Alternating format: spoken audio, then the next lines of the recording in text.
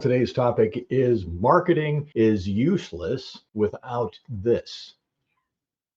And what is this? I thought you'd never ask. As business owners and people who want to start a business and so on, we've had a lot of experience of this as well, where there's so much information out there about how to get your thing in front of the people who need it, right? And also in front of the people who can afford it, who can pay you to use it or buy it or whatever. You may have come across as well. So there's posting on social media and creating valuable content, which we've done a lot of that. We've done a lot of free stuff and a lot of low price stuff to help educate people around what we do. There's paid advertising and marketing. There's networking, meet up with people, and LinkedIn, of course, is a big thing. YouTube, of course, creating videos.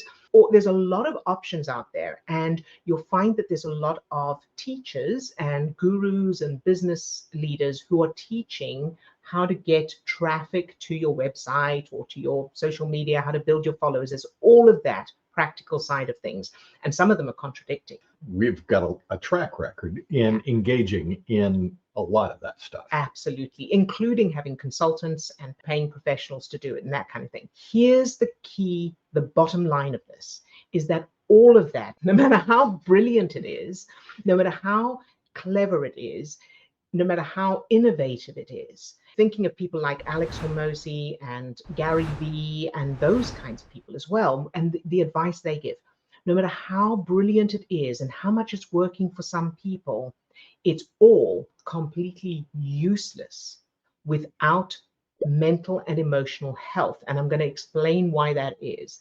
I'm going to break it down. So when we are not feeling good, the prefrontal cortex of the brain, so apart from anything else, the prefrontal cortex of the brain is offline. So we can't think straight, we can't create content, we can't strategize. Our risk assessment is affected, our judgment is affected, and our communication is. I wanted to use an example, like let's say you want to taking the idea of creating valuable content. So there's this whole thing, there used to be a thing of content is king, and the more content you put out there that's valuable will attract your ideal clients, all of that. So let's say you want to do that. Unless you're excited to do it and feeling happy to do it and in that feel-good state, number one, you may not be able to think of what to say, can't come up with ideas, or I feel like I don't have anything new to add. Who's going to listen to me? I'm worried about what people will think. There's all of that kind of thing. Or procrastination, just don't know why I don't want to do it. Or I'm overwhelmed, I don't know where to start. There's all of those kinds of things that hold you back. Mm-hmm. Absolutely. And certainly we had that kind of experience starting out, thinking back, what is it, like 6-7 years ago, those first attempts at getting on YouTube. And it was good because recognizing the resistance and the fear and the procrastination and everything that was involved in just putting up a simple little 2-minute, 3-minute video, whatever. It was just unbelievably paralyzing or overwhelming at the time. And I know that that's an experience that a lot of people have. A lot of the people that we work with are dealing with those issues. So how do we push beyond that? How do we fix that? How do we get to the core of what is really holding us back? Right. Good question. Oh, good.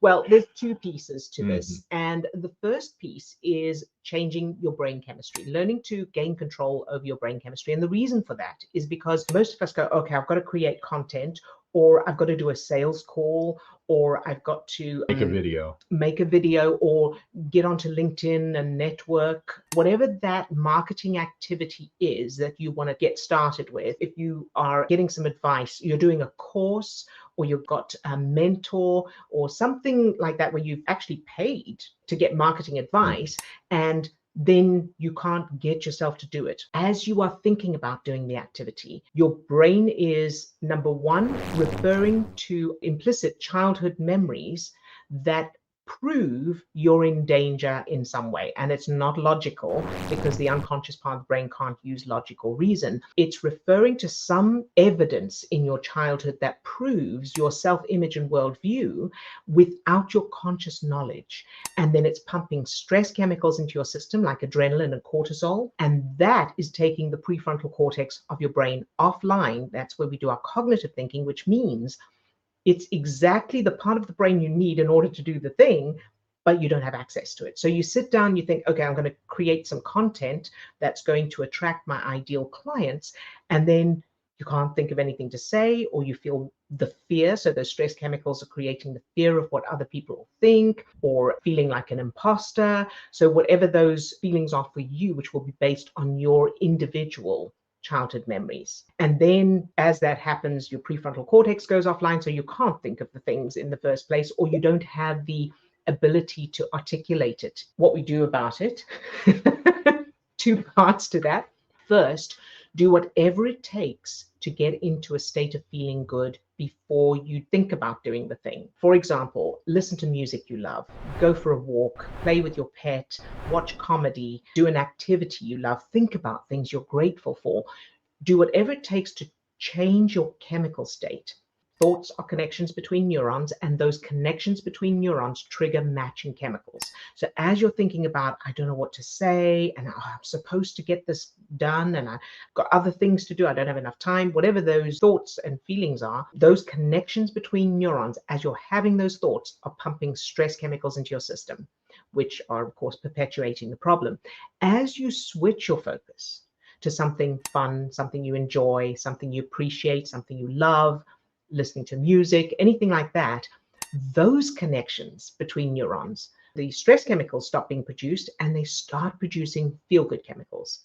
And as you start to feel better, that means blood is returning to the prefrontal cortex of your brain, the part you need in order to do the thing. And the second part, of course, is the references. Yeah. And as you were talking about that, I'm seeing in the background, I'm seeing the little hamster on the wheel. We get into that play, and I know that was an old pattern for me, that you knew you needed to get this done. Mm-hmm. And then all of these negative neurochemicals are picking up.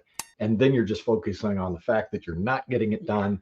And it's just this self-perpetuating cycle of more of that negative state inside. The last thing that we want to do when we feel that pressure to get something done is to make a shift. But the reality is, and we've talked about this in other videos, the science is showing that it only takes about 60 to 90 seconds for those chemicals to start to switch or to change, or you to start actually feeling something different, as long as we can keep our focus off of whatever is causing that negative trigger. So that's a great little triage type of exercise to be doing to make that shift or that change. And then, of course, the lasting work, the really substantial work, is about doing the inner work, doing that detective work to figure out what was at the core, what implicit childhood memories are actually firing those negative neurochemicals in the first place, what caused the cycle in the first place.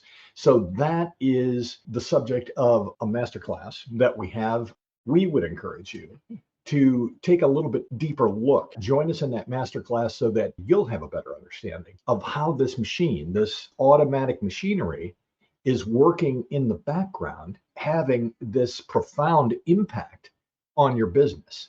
And we just haven't been aware that this machinery is operating in the background, guiding everything.